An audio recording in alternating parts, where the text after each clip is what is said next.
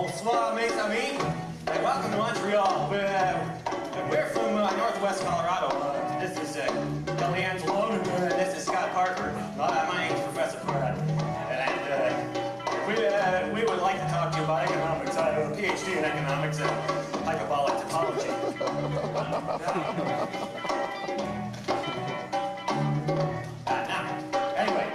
In our town, it's a small western town where people can still write checks for things, like McDonald's and for gas and things like that. When I first moved there, I ran into a little bit of trouble because I wrote checks for things that I didn't have money in the bank at the time, and I couldn't cover them. So what happened would be is I borrowed the money, and then I would deposit it to kind of cover the check. It looks a little bit like this, something like this. Anyway, so I wanted to just get it.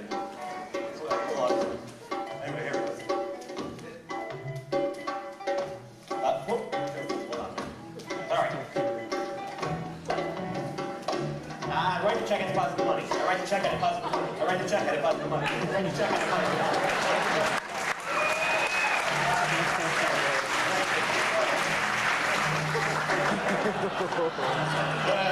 My fault. Sometimes, however infrequently, I actually had the money in the bank. Can you guys get a little bit closer?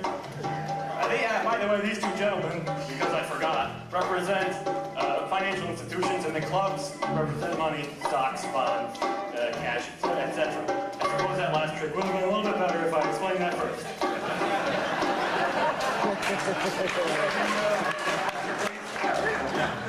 So sometimes I actually have the money in the bank at the time. So a little like this. I write a check in, I got the money, there you go. I write a check in, I got the money, there you go. I write a check in, I got the money, there you go. I write a check in, I got the money.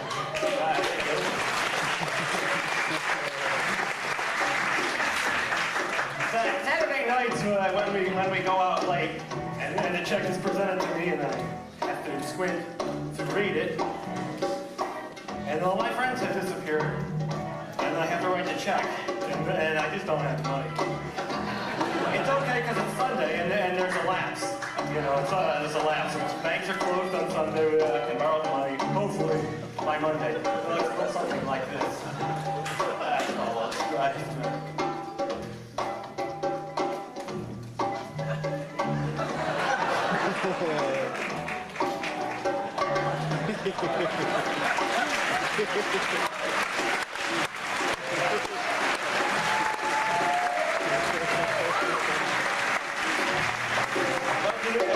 That I don't write any checks.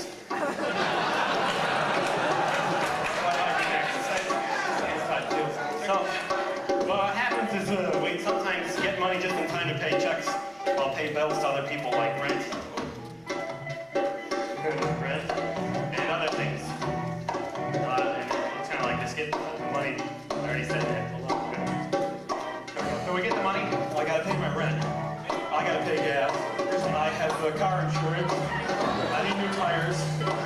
I gotta go grocery shopping and other things like that.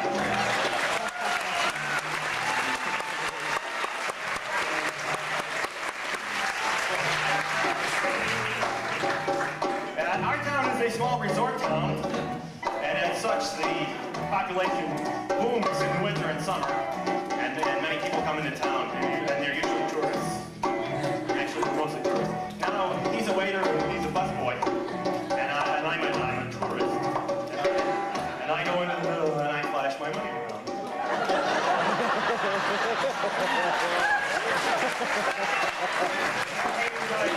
I got money. So in a little interlude, now I'm just a goofball.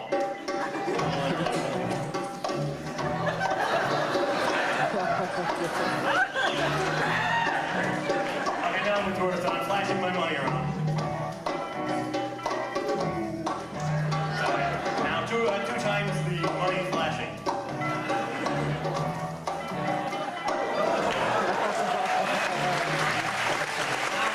Three times the flashing of money.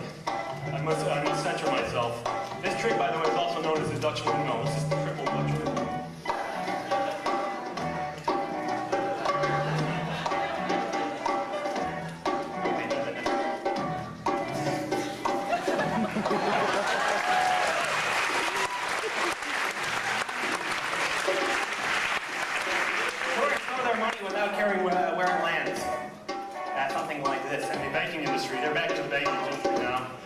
struggles to keep up with them. As follows. I don't care where this land goes through there. I'll buy that. That'll be good. Ooh, that looks nice. Hey, I need a T-shirt that says some stupid thing on it. Okay. I'll take something that's made out of cow food.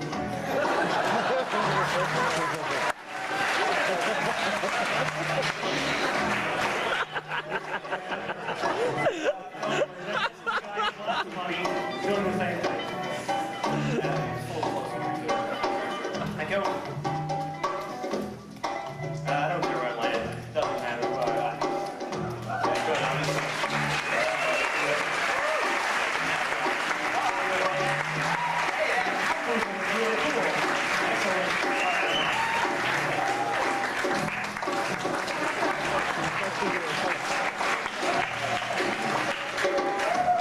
Now what will happen is I will invest into a small business and it will run itself.